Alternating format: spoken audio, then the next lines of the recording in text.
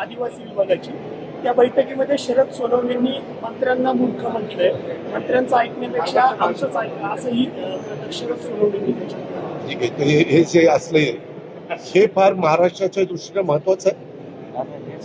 हे महत्वाचं आहे का तुम्हाला? मी तेच म्हणतोय, सकाळपासून मी सगळं बाकीचं डेव्हलपमेंटचं सांगतोय, ते दिलं सोडून. आणि ते आमच्याने असं म्हणलं, काही काही लोक विकृत असतात. आता त्यांना प्रत्येकाला उत्तर दिलं तर मला दिवस पुरायचे नाही. मी नेहमी सांगतोय, आपला महाराष्ट्र, सुसंस्कृत महाराष्ट्र हा स्वर्गीय यशवंतराव चव्हाणांच्या विचारांनी चाललेला आहे. त्यांनी आपल्याला शिकवण दिलेली आहे. त्यामध्ये जनता बारकाईनं बघत असते, कोण कसं बोलतंय, कोण कसं बोलतंय.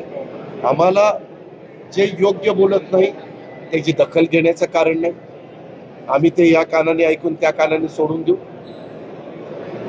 त्याच्यामुळं चांगल्या गोष्टीला उत्तर देण्याच्या करता मी बांधिले.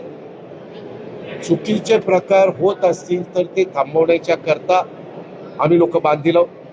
कायदा हातामध्ये घेण्याचा प्रयत्न कुणी करत असेल तर त्याबद्दल पुढची कारवाई करण्याच्या करता आम्ही बांधिलो. त्या गोष्टी आमच्या आहेत.